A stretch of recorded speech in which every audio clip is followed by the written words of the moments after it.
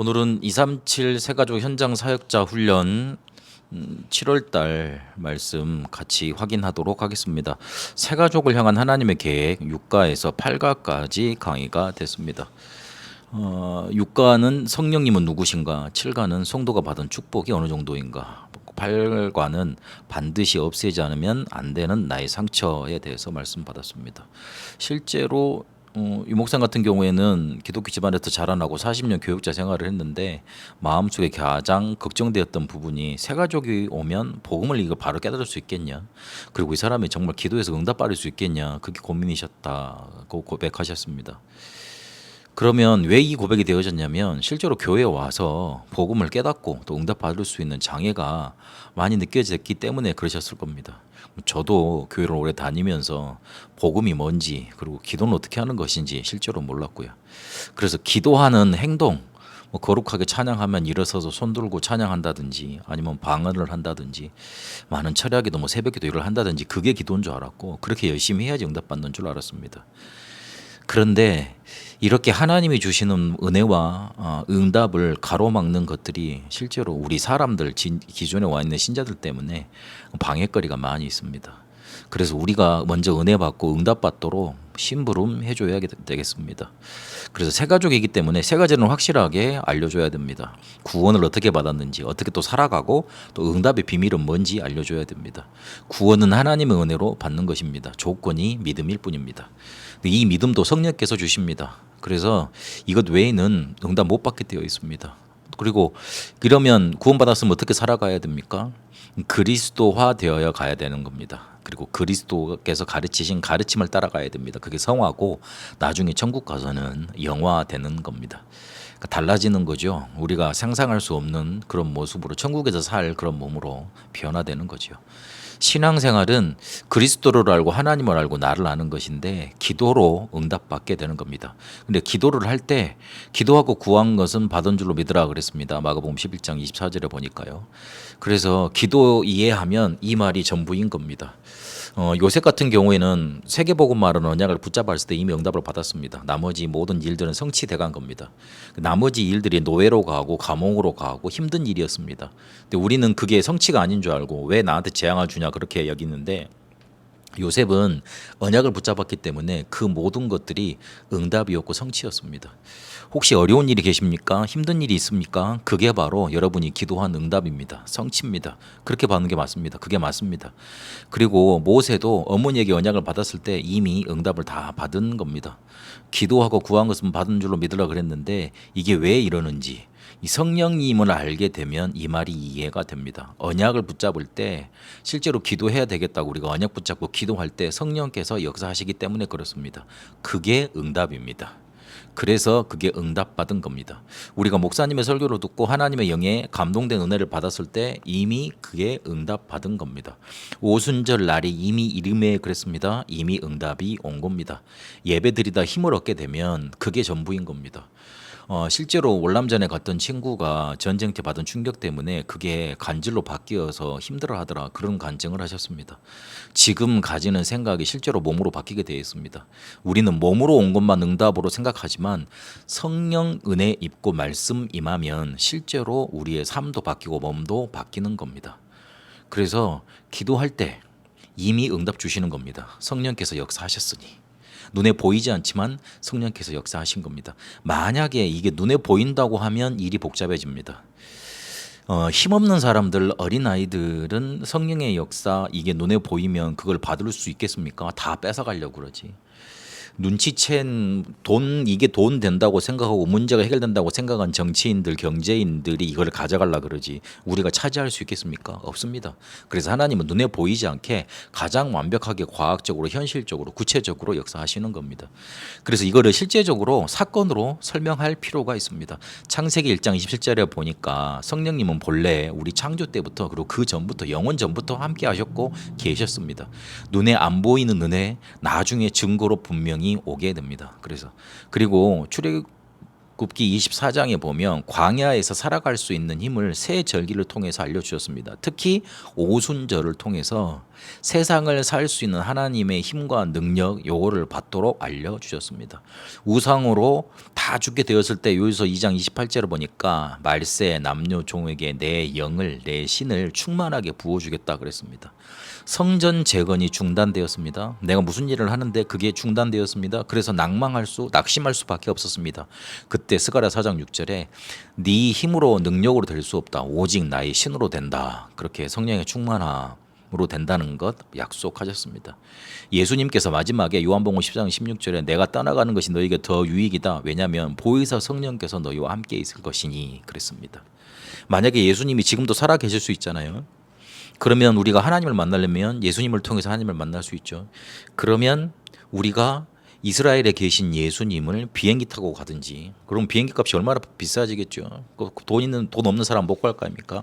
그러면 걸어서라도 가야지 하나님 만날 수 있을 겁니다. 그런데 딱 만나는 그 시간만 하나님을 볼 수 있는 겁니다. 그래서 예수님이 지금까지 살아 계시고 그리고 어느 한 장소에만 계신다면 굉장히 복잡한 일이 돼버립니다. 굉장히 좀 구원에 대해서 좀 뭔가 꼬여버리는 게 됩니다. 그런데 보혜사 성령으로 함께 하시겠다 그렇게 약속하셨습니다. 이게 엄청난 축복입니다.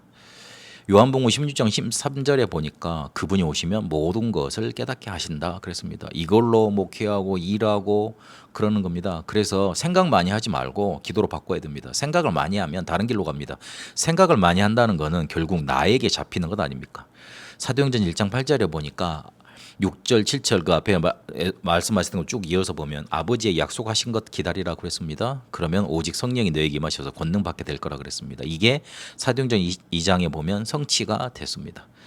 사도행전 13장 1절 5절까지 보니까 성령 인도 따라갔습니다. 그리고 16장 6절 10절까지 보니까 문이 막혔는데 그게 바로 전환점이었습니다.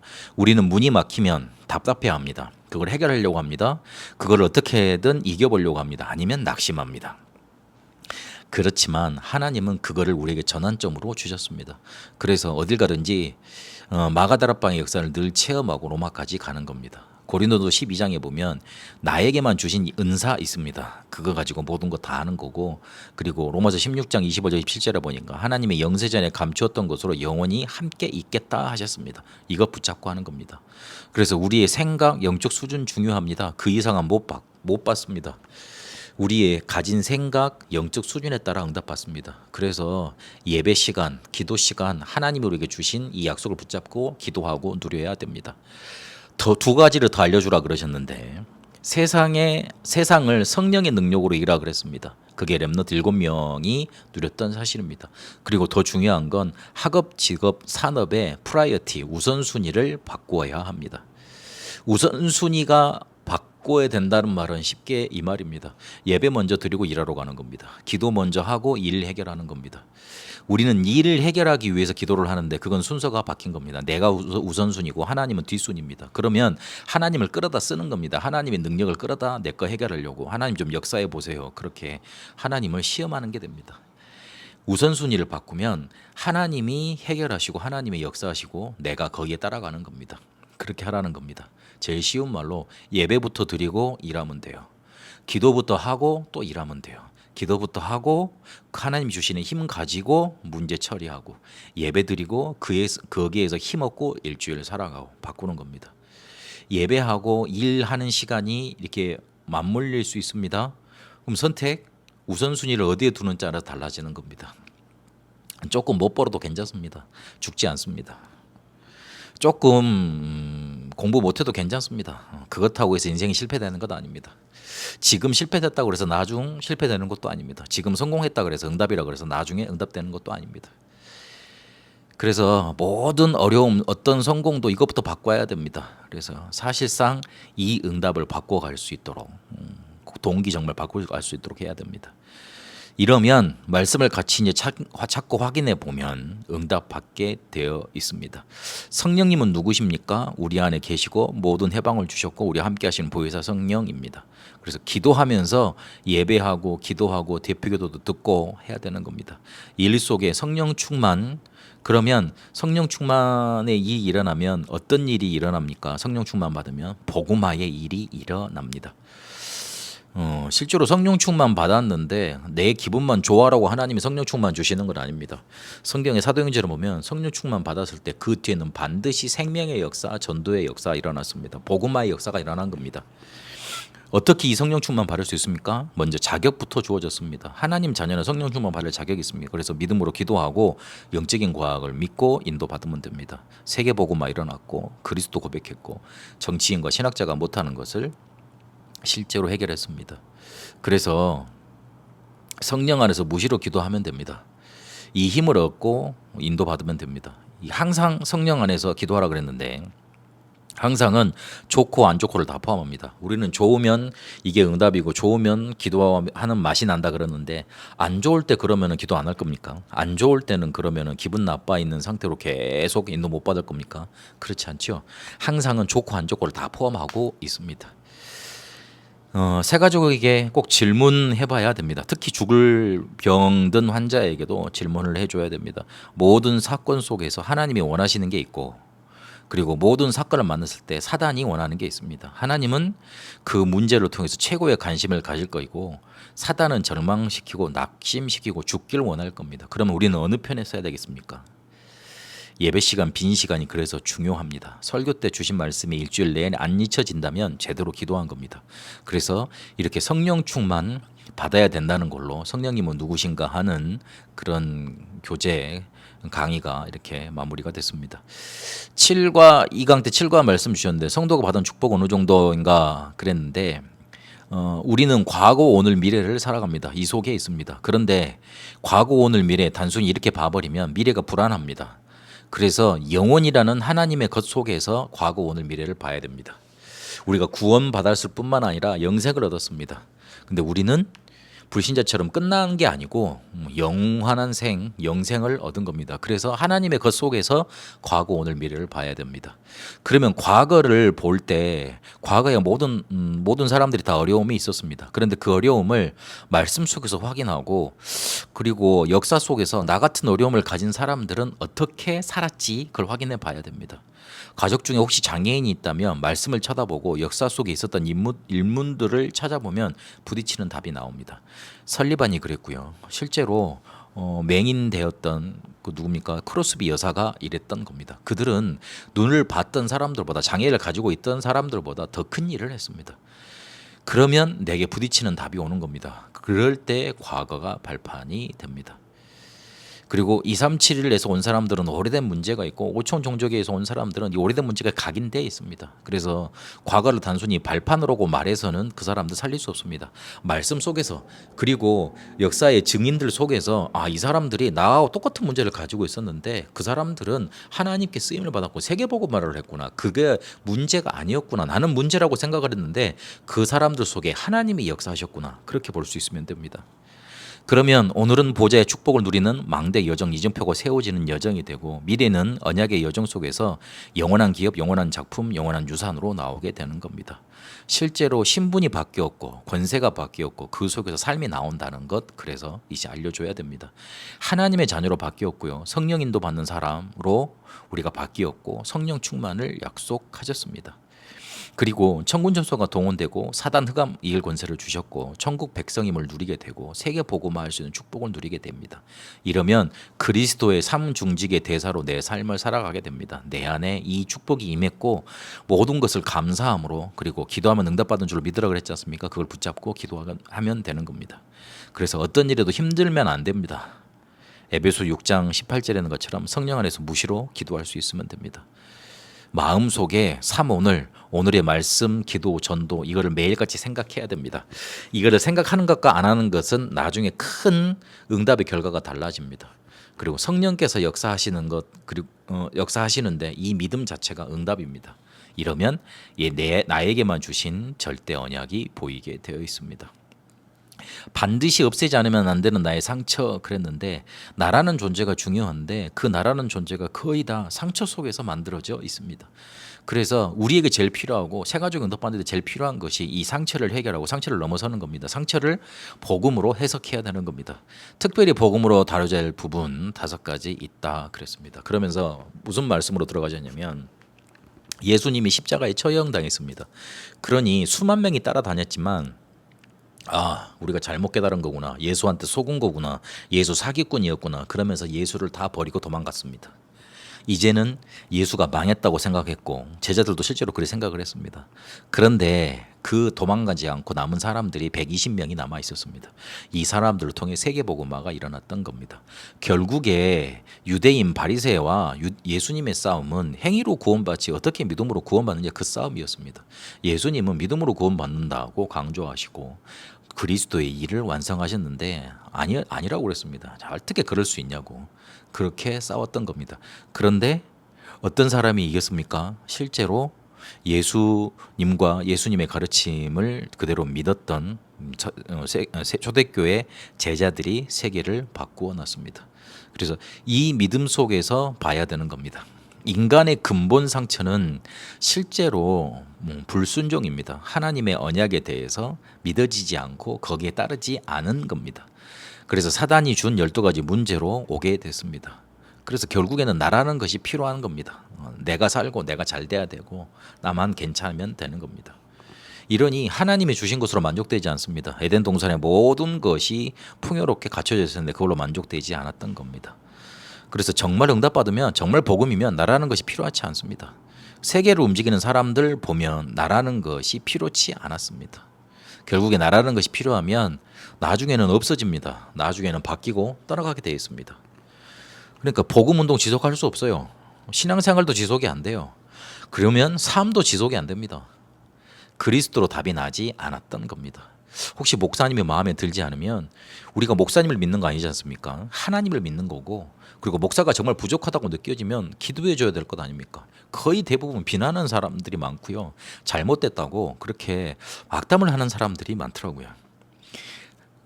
우리가 예수 믿으면 하나님의 자녀가 됐고 그 하나님의 자녀가 됐으면 전부 주 안에서 같은 가족 아닙니까? 같은 공동체 아닙니까?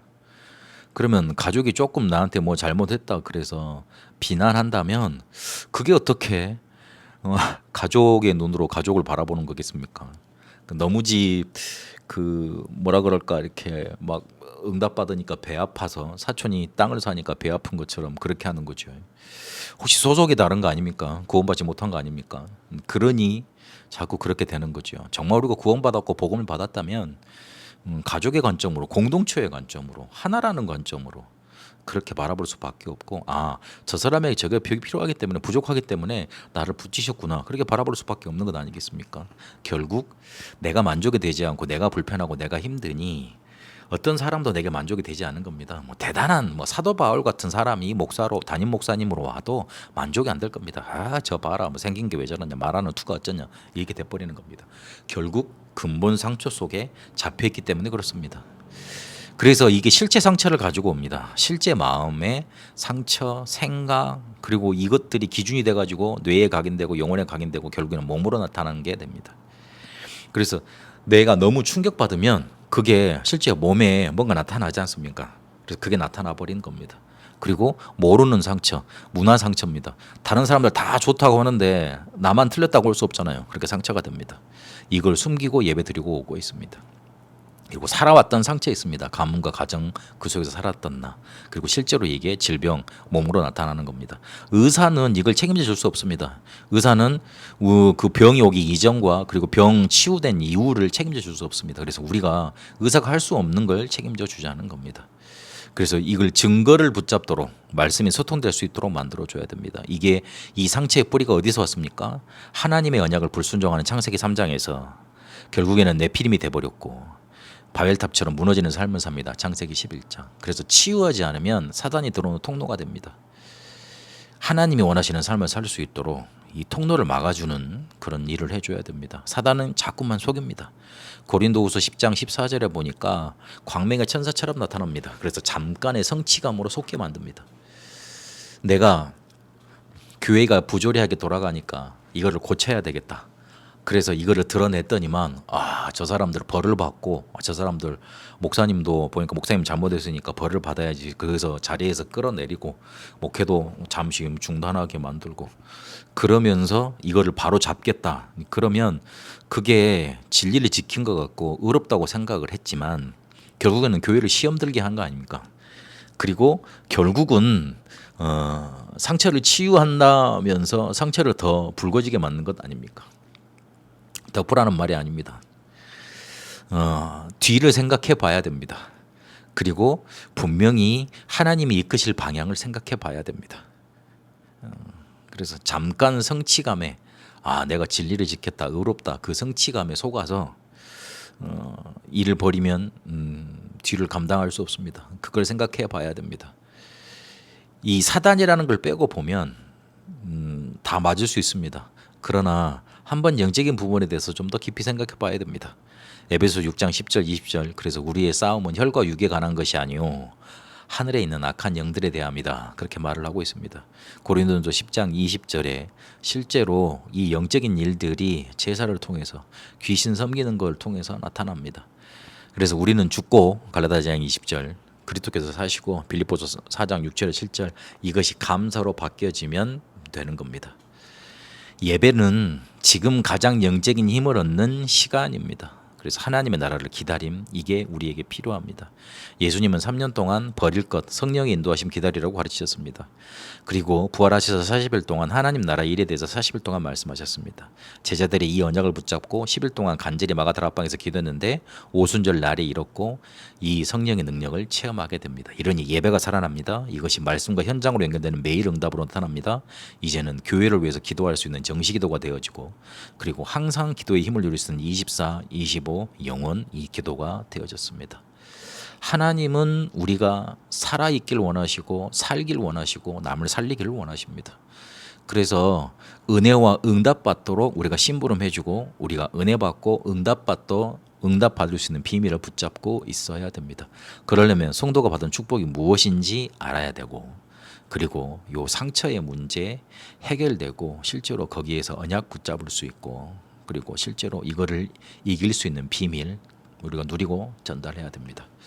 하나님이 우리에게 계획을 갖고 계십니다. 우리가 살아나는 겁니다. 그리고 남을 살리는 겁니다. 그 축복 속에 인도받게 되시길 바랍니다.